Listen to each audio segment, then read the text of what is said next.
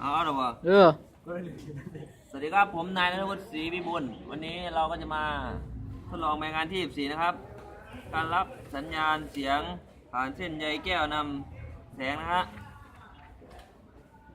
เมื่อเราพูดที่ไมโครโฟนที่ภาคส่งเสียงที่เราพูดกำลังขึ้นหูฟังภาครับเสียงที่เราพูดไมโครโฟนถูกเปลี่ยนเป็นสัญญาณไฟฟ้าของของเสียงก่อนส่งไปหลายและเปลี่ยนเป็นสัญญาณแสง LED แล้วส่งผ่านเส้นใยแก้วนำแสงไปเป็นภาครับนะเพื่อทำการเปลี่ยนแปลงสัญญาณแสงกับไฟฟ้าของแสงส่งไปขยายและส่งออกหูฟังและนำแสงทั่วไปนะครับ